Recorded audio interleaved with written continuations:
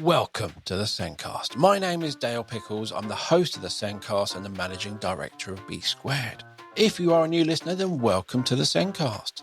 The aim of the podcast is really simple. We want to reach lots and lots of people and help everyone learn more about special educational needs and disability. In this episode, we discussed FOP. I won't pronounce what it stands for because I couldn't in the podcast. But it is a rare, very rare genetic condition you are born with, even though it may not be diagnosed until later. And FOP is just one of many rare conditions that will require support in schools. My guest this week was Nicky Muller, a former trustee of FOP Friends and the mum of Isla, who was diagnosed with FOP as a baby. The Sencast is created and produced by us here at B Squared, and we are here to help schools to show the small steps of progress pupils with SEND make. And we cover a wide range of abilities and ages across England, Scotland and Wales. If you're a primary school struggling to show progress or show progress from starting point, we can help. And did you know you can use B Squared's assessment software for more than just pupils with SEND? You can now assess all pupils in one system, one inclusive assessment system, saving you time and money and simplifying the whole process around data and showing progress. Visit the B Square website or click on the meeting link in the show notes to book a meeting with me to take you through our assessment software. Now, let's get on with that podcast.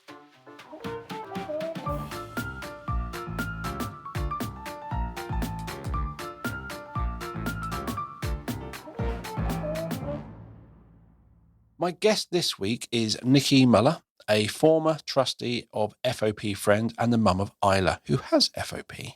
Nicky and Isla are advocates for FOP and have been raising awareness in lots of places, including Newsround and This Morning. And today, the day we release this episode, is FOP Awareness Day. Welcome to the show, Nicky. Hello, and thank you for having me. You are very welcome. Now, before I did my research for this episode, I had never heard of, I've got to take a run up on this one, Fibrodysplasia Ossificans Progressiva, or FOP, which I'll be calling it for the rest of the episode, for short. And FOP is one of a number of rare conditions that professionals in schools may or may not at some point encounter in school. So let's start with, what is FOP?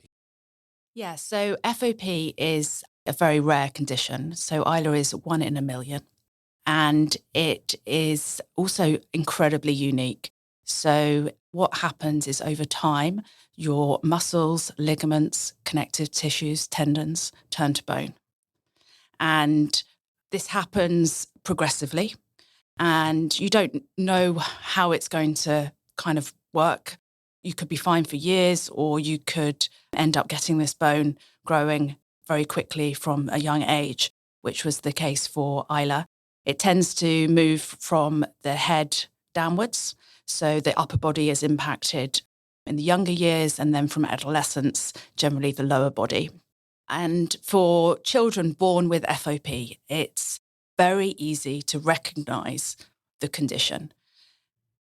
Pretty much all cases, children are born with what looks like congenital bunions. And actually for Isla, she was diagnosed with congenital bunions. So her big toes turn inwards. And we had the newborn screenings, and they looked at her toes. They would have known straight away that it was FOP. And the next thing, which often is why people go to the doctors, is not the toes, is actually because they get soft tissue swellings. So in Isla's case, they developed when she was a few months old and started in her head.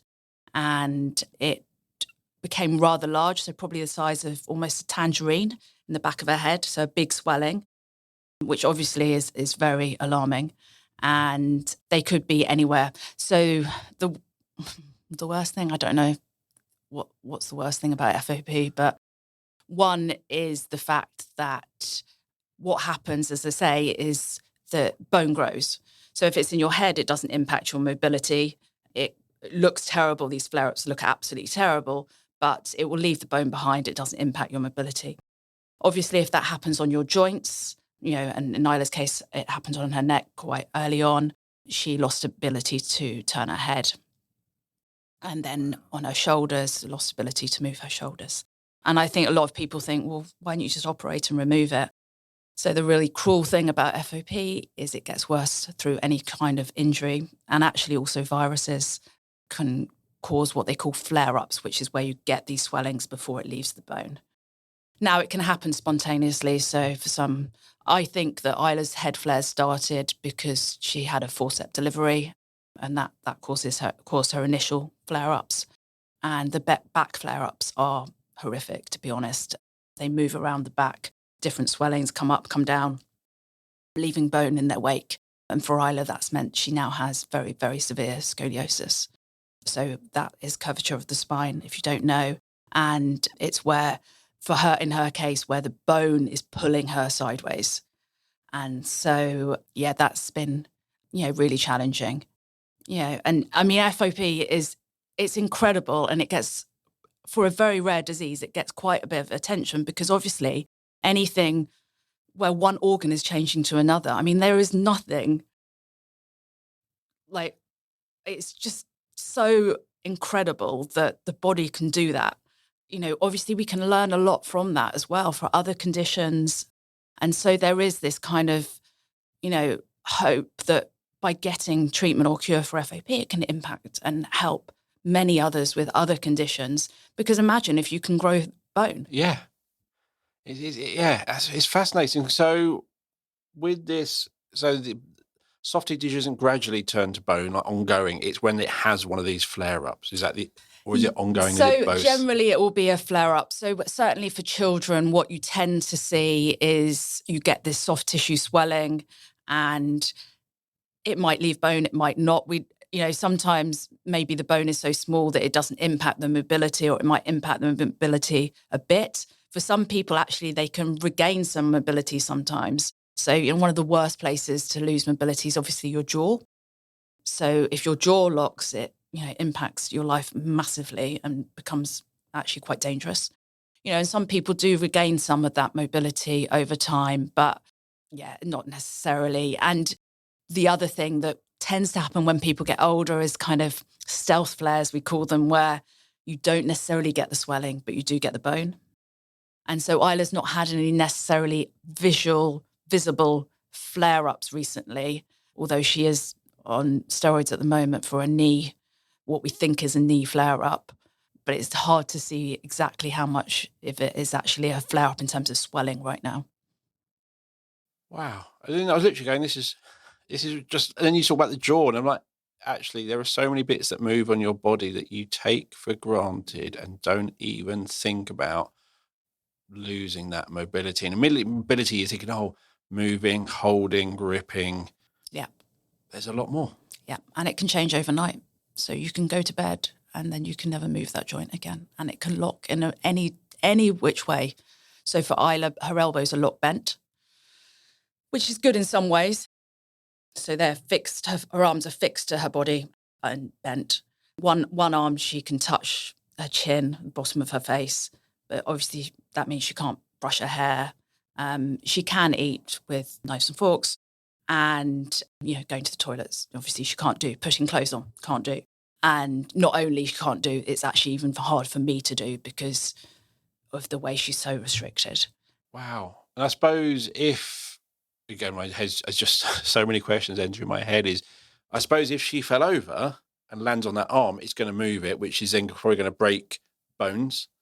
And then that's going to reset with probably more. Well, it's actually worse than that. So for Isla, her arms are locked when she was about 2, 3. By 3, both her arms had locked. So imagine your arms are locked, bent, and to your sides. You fall over, you can't catch your fall. We all put our arms out, don't we? Catch our fall. You can't do that. So what do you hit? Your head. So she's had some incredibly nasty falls, which have been nothing, literally just tripped over, nothing. And so, she used to wear a hat and headbands when she was little.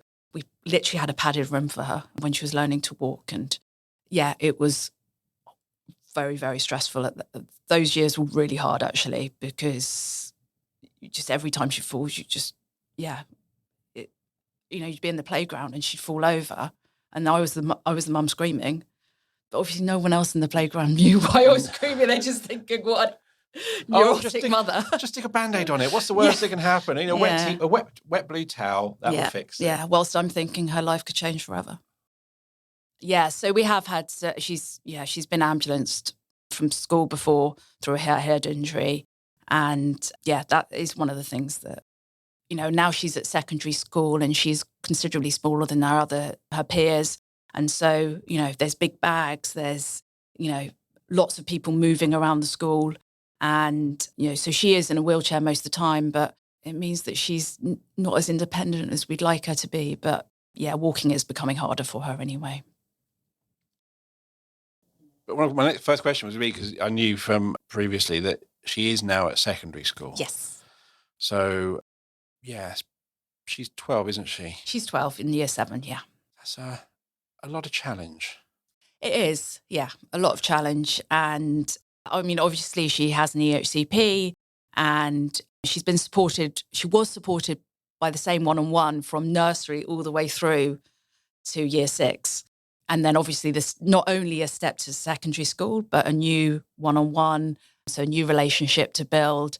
And secondary school, like I knew it was different, but it's not until your child goes to secondary school, I think, that you just go, okay, this is not just a little bit different. This is I think you forget how different it was. And I remember my kids going to secondary school, I kind of having flashbacks of like, actually, that was really the things you're told when you go to like it's the stories you're told about what's going to happen to you at secondary school. Everyone just enjoys just teasing the kids from junior schools and primary schools, going, "This is going to happen to you. You're going to hate." And it's the fear, and it's so big, and you go from the kind of the top of the school, absolutely, to this tiny little thing, in such a big school. Mm-hmm. Yeah, and Isla was definitely ready for a change. And I think like a lot of kids, by the time they get to year 6, it's kind of like those last few months drag and it's like they're ready for something new and a step up. But I think, you know, for any child is a big, big jump. And we obviously did a lot of preparation and the school were great in supporting Isla in, you know, doing transition days and trying to, you know, get her kind of familiar with the surroundings and making sure that we kind of thought through what her day would look like. But the one thing I hadn't appreciated, and I went to a relatively small secondary school, is that every single class you're moving. So you were having to go to potentially in one day, I don't know, maybe 8 different places. So that's 8 different places where she needs the chair set up. She needs the access. She needs her one-on-one there supporting her. She needs the toilet, access to a disabled toilet. All of these things have got to be thought through. And there's also classes she can't do. So PE she can't do. So where does she go then? And, you know, what does she do instead? How do they make her feel included? And, you know, and actually breaks and lunchtime have been the hardest part. Yeah, because when you had 8, I went, no, they generally have like 4, 5 or 6 lessons, but you're going, I'm just thinking of the lessons. There's a tutor set time. Yeah, there's lunchtime. Exactly. There's the break Absolutely. time. Actually, it's not just a lesson. There's a lot more to think about. And that bit there, which is really important, it's not what do they do with her. It's how does she feel included. And that's the thing, is you can say, well, they do PE, you can just go over there. That's a bit... How do they do that? How do they make her feel included in PE or during PE time? So it's something we're working on. We're not there yet. I was hoping for a lovely answer then. Yeah. But it is a challenge, I guess, isn't it? It is, because even she can't get changed. I struggle to get her changed. So to ask her one-on-one to try and get her changed, you know, it would take up, you know, a lot of the class in itself. So there is that kind of practical side of things. The other thing is, you know, they rotate what sports they're doing. I don't know. For example, they could be doing netball and football this term. Well, she can't move her arms. She can't walk or run. And if she gets hurt... I was about to say, you probably don't want her on the pitch or court or whatever it is in case she gets hit by a ball or another person. Yes. So what would generally happen at her old school is that there was another child in her class who was in a wheelchair and they would tend to go off and do ball games or do their own version of PE. Or at sports day, Isla would be the one taking the photos. So there would be ways that they would include her. It wasn't perfect, but at least she was part of those. And it is, I suppose, for them, they did have 7 years of learning her, learning how to support her. So you literally went from the ultimate, we get your daughter, to... Yeah, I mean... Oh. Yeah, I think it's just different. I think the thing is PE is different. So PE in, primary school is in a hall and you might be rolling balls or it's not necessarily, I know some schools do netball and football dedicated PE sessions, but it's less likely to always be that. It is. So I think that is the difference. And obviously the children are only getting bigger and bigger. And so, So I think what we're going to end up doing is Isla's going to have someone going in and doing PE with her. So that's what they're exploring at the moment. She was also doing what her one-on-one at the time called ME, so mental education. I was trying to work out the acronym. I'm going. Yeah, not what you think. And so they were playing chess. So at least she was doing something in that time. And Because I was thinking the difference a lot of time between primary and secondary is, I would say the PEs are a lot more competitive at secondary. So whether you're playing badminton, cross-country, football, generally it's a team with a winner or a person winning, which generally means it could be rougher. There's a lot more going on. But at the same time, that is actually that competitive, that thinking. There is stuff to sport strategy that actually, and chess is a great way. And ME, makes sense actually. Because it is, if you can't play football, you're not watching the game, but actually you're looking at your chess pieces and you've got that same strategy. Yes. You are still thinking about that, and those things you can take into everyday life. And it is the social thing for Isla. I think my worry quite often is around her being able to be with peers. So getting that time with other, children that she just gets on with, making friendships, and, she's not in the breaks or the lunch times with them. So, trying to find that time is tricky. I was thinking at some point, because again, it's always great to be with your peers, but if there is a situation where actually you are with your peers and you're seen as letting them down through no fault of your own, but they didn't win and you're on, actually there are times when actually maybe inclusion, it's complicated. It is complicated. Because you want them to feel that belonging, but if you're making it competitive, and you know what, constantly I'm fighting this battle of how do I make Isla feel included? How do I make sure that she is getting the benefits? It could be, for example, over half term, wanting to meet up with a friend and, go to Costa and have a coffee, milkshake, whatever they have together. And I'm having to go, okay, she can do it. I can leave her, trying to find ways for her to be like a normal 12-year-old and do those normal things is tricky. Because it is, for lots of us parents, letting your child grow up is hard enough as it is. And you see parents go, I'm not letting them do that. And you're thinking, well, I've let them. Am I bad? But it's like you need to let them. And for most children, you want to let them make those mistakes while you're there to pick up the pieces and know, okay, I went too far, or I shouldn't have done that, and move on and learn from that. But you're in a much more, it's a much more difficult, and again, we talked about you, but she was obviously completely 100% aware of her condition. It's not like she's going, oh, it'll be fine, and do something. She completely understands her condition. She knows, but at the same time, that ability to, again, if you go back to you talking about your child either falling over in the playground and you going and realizing if she's at Costa Coffee and someone just knocks into her, the implication, she'll literally be going, this is knowing it's not good, but everyone's going, I just bumped into you. What's the word? What? Come on. Wow.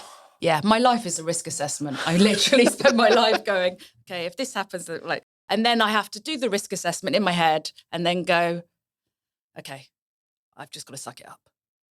She might not do everything she wants to do, but I will try my darnest for her to do it in some shape or form and to be part of everything that she can. And, certainly it was easier when she was younger. She was more mobile.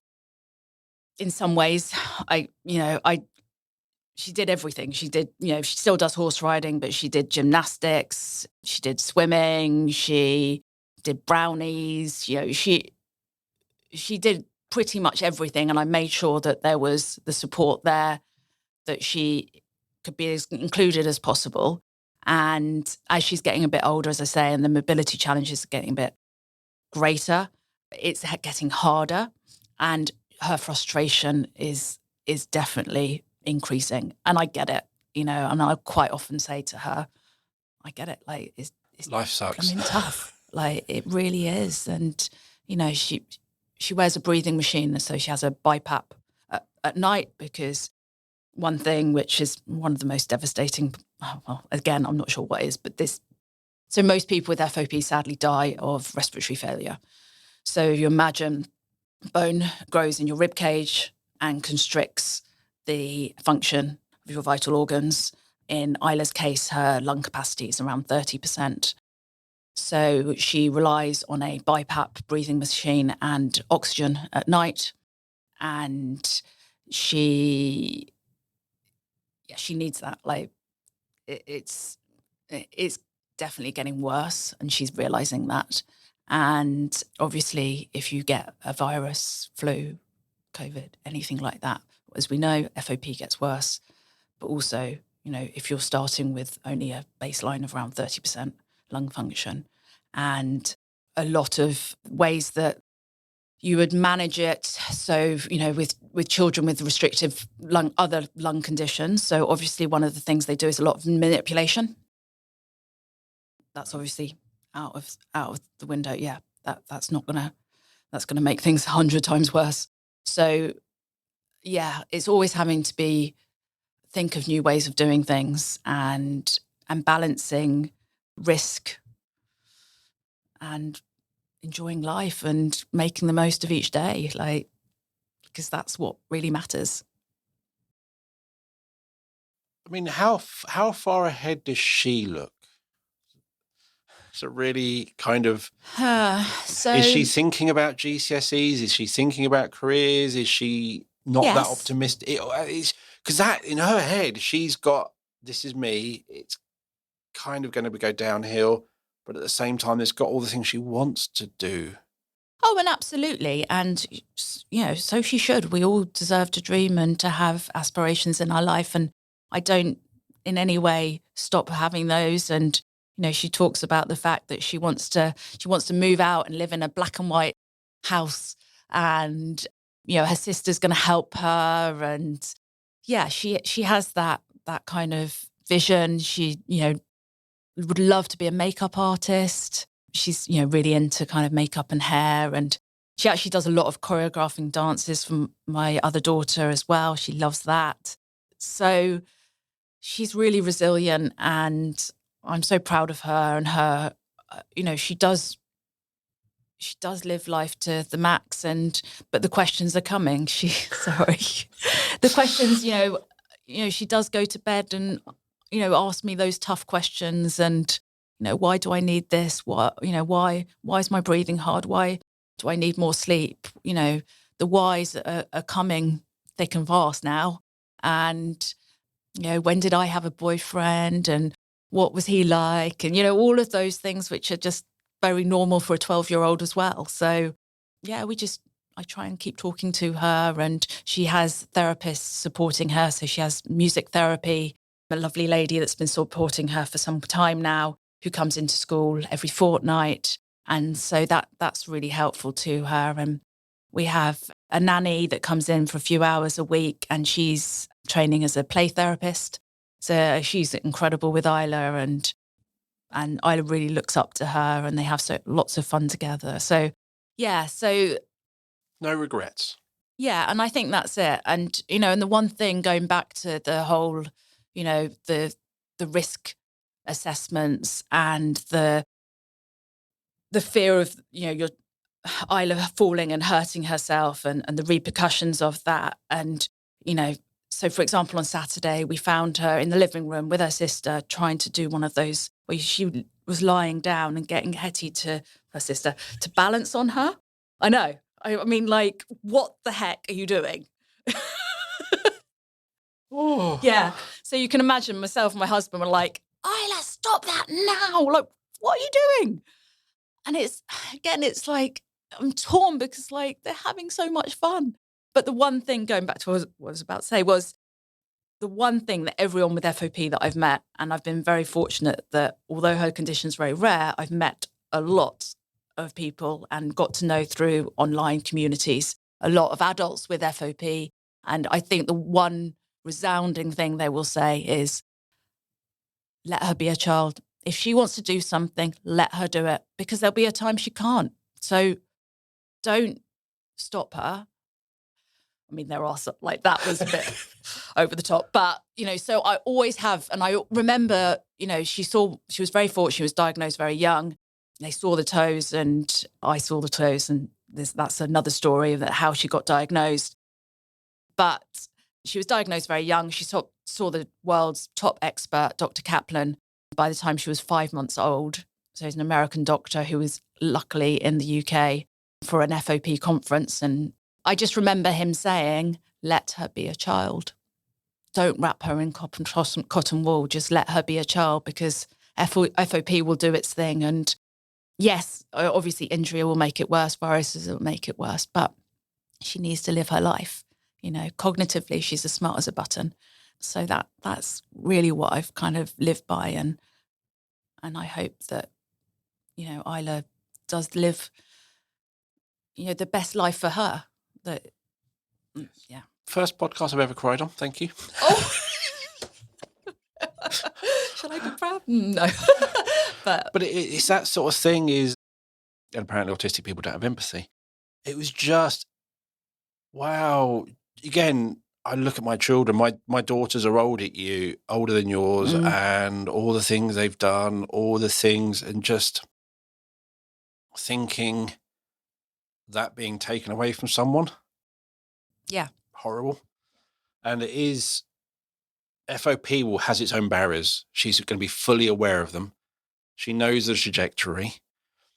And if you kind of wrap her up, she'll then push past. It's a real balancing of her knowing her own barriers, you being that person who's going, yeah, but like, I'm not going to drop my sister. She's on my feet. She's up there. I'm not going to drop her.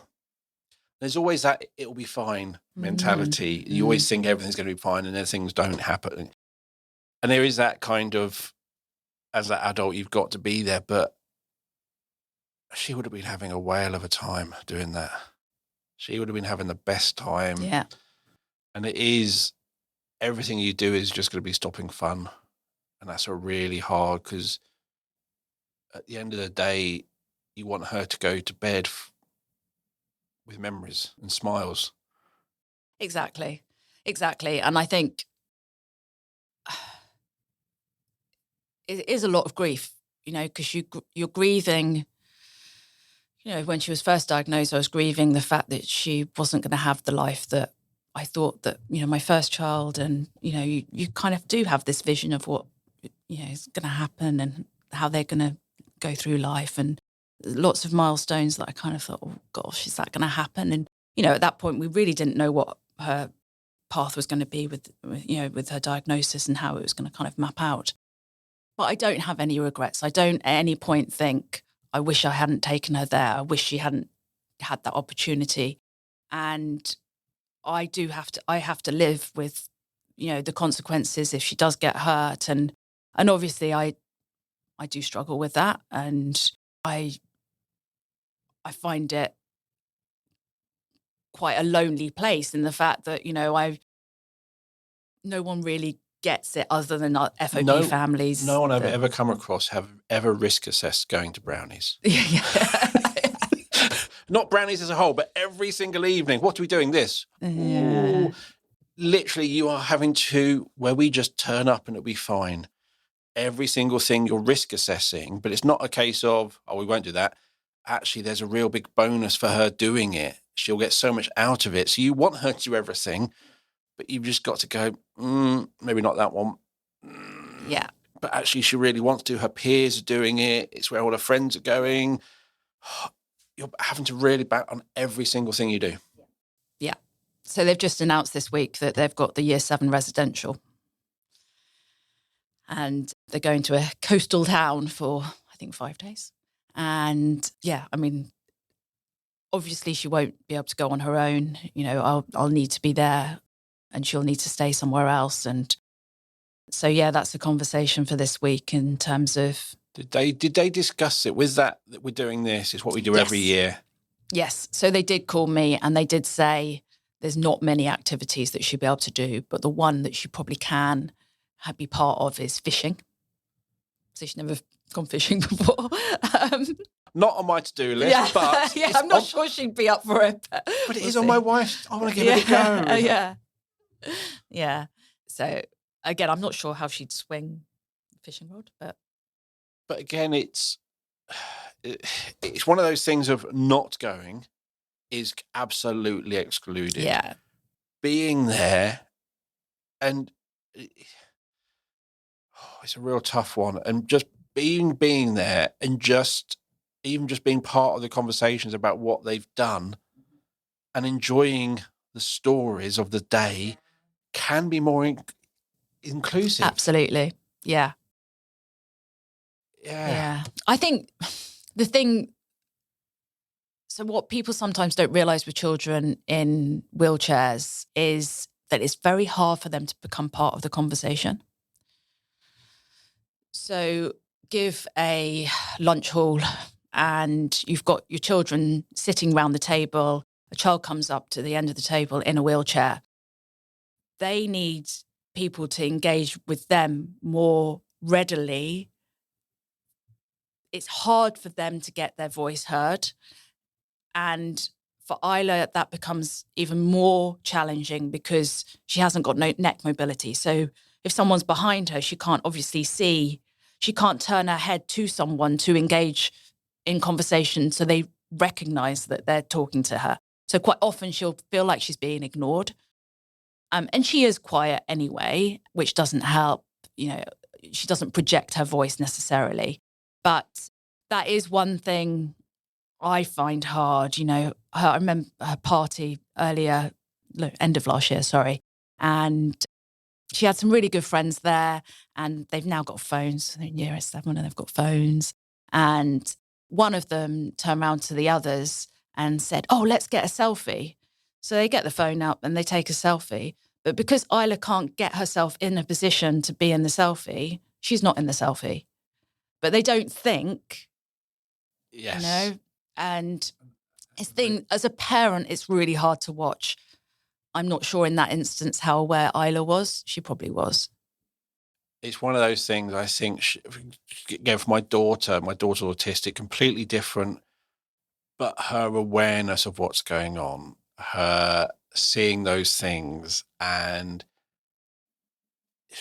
my daughter's very aware, and it's, I think with the challenges through secondary school is every single girl was finding their identity, finding who they are, playing with all of that, wanting to be in that attention. So none of that was it. It's never malicious. It's never intentional.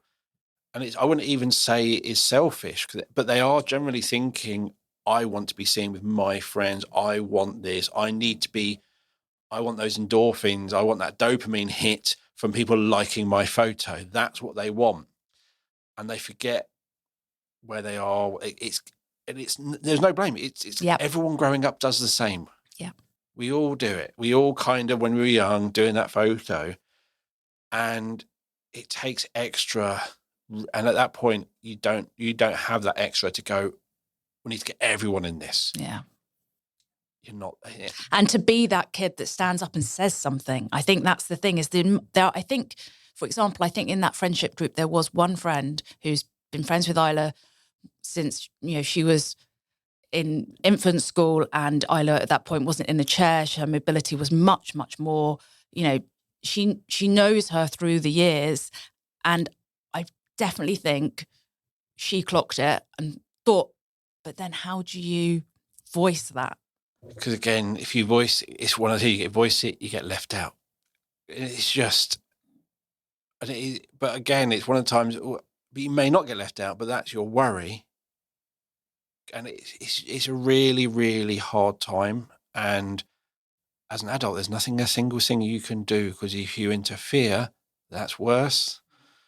And it's working out. Okay, so what are, and again, for Isla, it's even more complicated, because I can give my tip to my daughter, oh, do this, get yourself. Exactly. Position yourself. Yeah. And I was even thinking, when you're talking about her sitting at the end of the table, every other person on that table generally can choose where they sit. They can, she sat there, I'm going to sit next to her. Isla has to sit at the end with whoever's at the end. Yeah. And she can't reach things. So again, remember, her elbows are locked at her body. So, for example, if there's chips on the table, she won't be able to reach over to get them. And I think because she's in a wheelchair, people assume that which you would, is that her legs are no good, but her upper body's fine. But actually, in Isla's case, she has pretty much zero upper body mobility. Hand movement's fine, but her legs are okay. Well, they're not so much in a minute, but up until quite recently, her legs were okay. She could walk short distances. And so then they see her out the chair, and then they'd be like, I don't get it.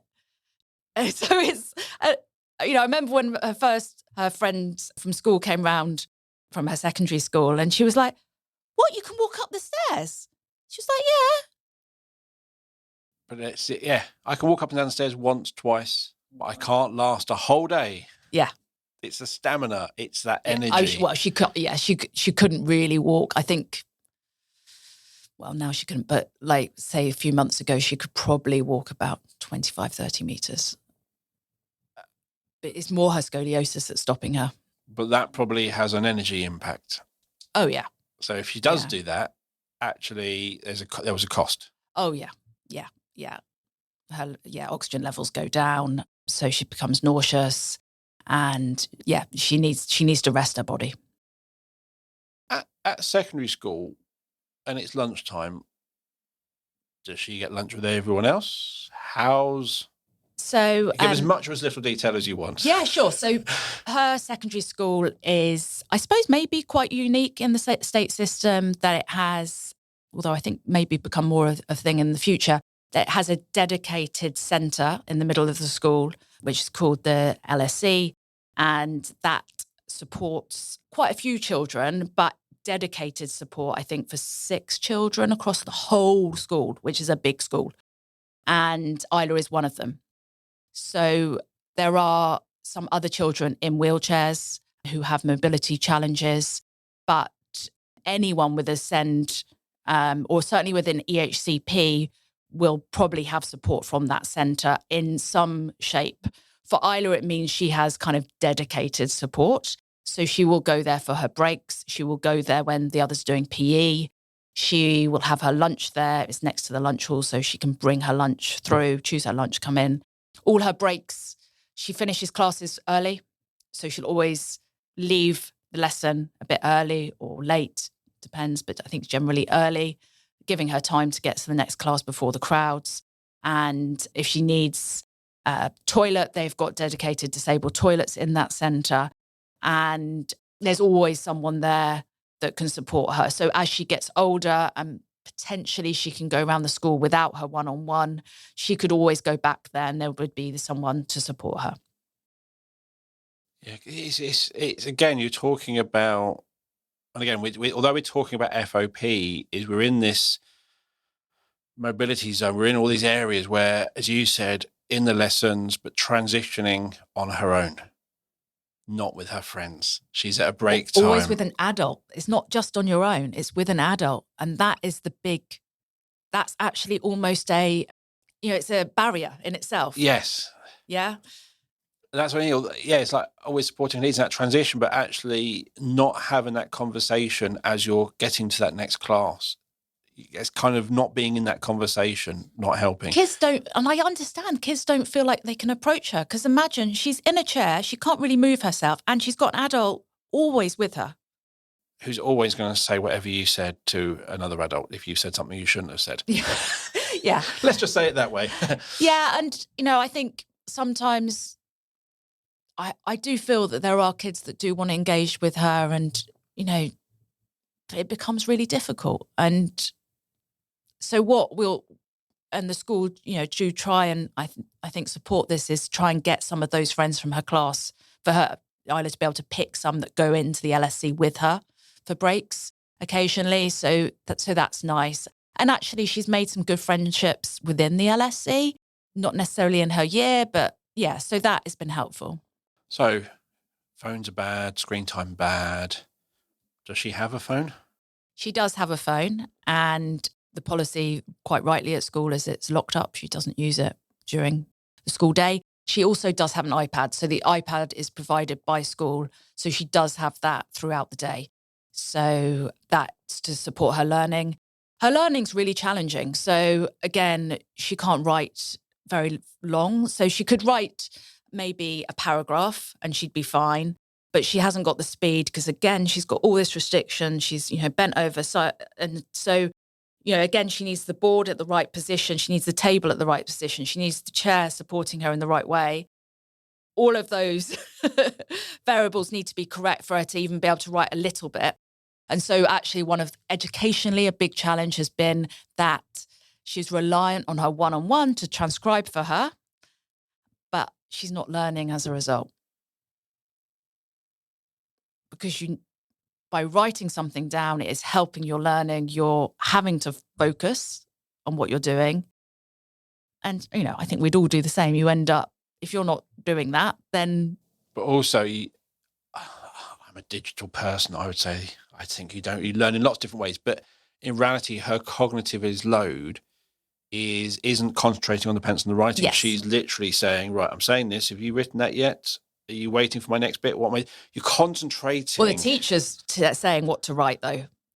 But if she's scribing, is that yes. one-on-one to write? So if she's kind of, right, I need to write the answers down, she's got to think about it all, but then she's got to pass that information to someone else to write, and that's a cognitive load. Yes. That actually you're going, right, so I want to say this, okay, I've got to structure it all with the correct pauses, but wait for her to write what I've said. And that just takes concentration, where you end up not really thinking too much because you're concentrating on how it's recorded. Whereas handwriting, you just, once you've got it, it's kind of, you don't even look, it just happens. Whereas that is kind of a constant cognitive load. Yeah. And also, Isla doesn't like being the centre of attention. Like any probably 12-year-old, they're not, you kind of want to be, so be able to speak up is not something. So we did, obviously we have explored, and we are still exploring the option of having other resources where she can transcribe, and it is digitally recorded. So that is one thing. We're also looking at, is it Docs Plus, I think it's called, which is some software that can support her learning, which has the curriculum, I think, preloaded, where she doesn't have to type so much. It kind of, I think, helps her. Yeah. So we are looking at other ways of her supporting her learning, but again, I've seen a drop off in her learning for sure from junior to secondary. Again, it's in junior, you've got a class who will know you, you're with them constantly, they get you, they're doing your thing. It's fine, it's Isla, she's my friend, it's great. And you learn in different ways, I think. Whereas I think there's a lot more silence in secondary school. So if there's silence and you've got someone scribing, you're literally the only voice. And everyone, it's that almost is exclusive. It's almost like if that's really And again, when we talk about inclusion, lots of definitions I come across are about what the staff are doing. And my favorite definition is, does Isla feel included? If she doesn't, it's not. That to me, it's not what you're doing, because you could be doing something that you think is really important, but if it's not making any difference to Isla, it's kind of wasted. What would make a difference to Isla? What makes her feel included? That is the definition of inclusion we should be going for. Sometimes that will raise even bigger challenges when you go, what would work for you? And she starts saying this, and you're like, okay, but that's inclusion, is finding from them, letting Isla advocate for herself. 100%. Yeah. And I think, the best one-on-ones are the ones where you don't even know they're there. Isla's voice is the voice that's heard. And yeah, it's so difficult for her to feel not only included, but valued. As soon as you bolt on that adult, there are just so many things. No one's going to talk to her about boys or girls or anything because there's an adult listening. So many conversations, all the inappropriate conversations you have as teenagers that you learn how not to or what to say and things like that probably aren't happening with her at school because of that adult. And but at the same side, going back to your risk assessment, where you risk assess everything, would it be safe for her not to be with that adult as much? What would be the situation? How could that be managed? So it's not then about the safety, though. It's the practical element of, so who's going to take her bag? Who's going to open the door? Yeah? You can't. Who's going to give her a pencil? Who's going to set her up with a slant board? And you can't just say, oh, someone go, I'll do that. That's a lovely intent, but it's not a nice thing for Isla. This is a requirement. And it's not fair on the child supporting her. I absolutely want her to have peer support. That is a no-brainer. But it is tricky to get the balance. So although we've been talking about FOP and Isla, we've hit on a lot of challenges for anyone in a wheelchair, anyone with reduced mobility, in lots of different ways. Although we have focused on FOP and Isla and her challenges aren't unique. Some are unique to her condition, but a lot of them, there are probably lots of children in this situation in lots of schools. And actually trying to find the right way of meeting those challenges where that child feels included, not just sitting on the sidelines, that feels they have a voice, feels they feel all those sorts of things. And it's in this weird zone of it's feeling, feel, everything was I feel, she feels, he feels. And some people would say, oh, that's not real, or whatever. But in reality, if you imagine all those sorts of things, it starts with how that person feels. Everything else comes after that. And everything you're doing your risk assessment, the biggest factor is how will she feel if I do? How do I feel if she doesn't? It's the feeling is the biggest driver on all of this. It's that bit, if she doesn't feel included, will she want to go to school? There's just so many challenges around how she feels. And we were talking about something this morning when you came in about her attendance this week. And so because she has her CPAP? BiPAP. Yeah, similar. Yeah. What did you go? Was it BiPAP? Yeah. Just works slightly differently, that's all. But she has a mask and she had a blister on her face. So she went to school and the school thought it was impetigo. And that's very contagious. Yes. So she wasn't allowed in. So she contacted you and told you she's got this. And you went, no, it's a blister because of this. And you weren't listened to. And she was not allowed in without a doctor's certificate. So you had to go to make a doctor's appointment for a doctor to look at you as if you were bonkers because there's nothing wrong with her. And you're going, I know. And he wrote a letter. And it's one of those lack of understanding, lack of awareness. And it's, again, when we talk about inclusion in schools, it's not a teacher thing. It's not a TA thing. It's an entire school. That's where inclusion is a whole ethos for that school and that understanding. Yeah. Yeah, and I think, at the end of the day, you can't expect kids to just naturally have that. They need a school that is supporting that and supporting those conversations and that openness. And, I spend a lot of time, as you can imagine, in appointments, hospital. We're under 5 different hospitals, so we are at appointments a lot. So yes, I did not need that trip to the GP this week or her missing another day and a half of school, or day of school. I'm going to end it there. Anything, as we come to it, anything you want to say before we wrap it up? So just going back to FOP Awareness Day, so where we started. So yeah, as I say, FOP is super rare and it can be easily diagnosed through those big toe malformation. So the kind of bent in big toe. And then secondly, the flare up. So the swellings that kind of come out of nowhere and can look like a tumor. So yes, I do want to just kind of bring back the conversation to that as we conclude today. And yeah, just to say thank you for having me. And yeah, and in some ways I feel a bit bad that Isla's not here to have her voice, but hopefully I've done her justice and, will continue to live, for her to live her best life and campaigning for a treatment for FOP in the future. Again, just listening to all the things she's been part of, all the things she's been able to access, all the things she's done, it's from that point of view, she's having a normal, she's ticking all the things that every child you expect them to do. You're ticking all those boxes. And again, talking about being a makeup, all that sort of thing. She just sounds like a typical teenager. It sounds like she's just having an absolute whale of a time. And I think that's the bit we want for all our children. It would have been lovely to meet Isla. So thank you for coming on the show today.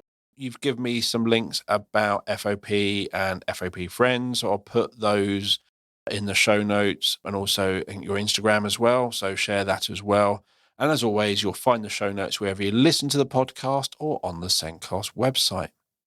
Thank you for listening to the show. Please share the podcast with everyone you know. We are on all the various social media platforms as the Sendcast, so tag us and let everyone know about the podcast. And at B Squared, we have a range of assessment products to help schools show progress for all pupils. And if you're a school in England confused by the engagement model, not sure about the pre-key stage standards, or you can't show progress more than just below, or anything else around assessment, please get in contact. And you'll find a link to the website and to book a meeting with me in the show notes. But thank you for listening. We'll be back next week with another episode of the Sendcast. It's goodbye from me. Goodbye. Bye, everyone.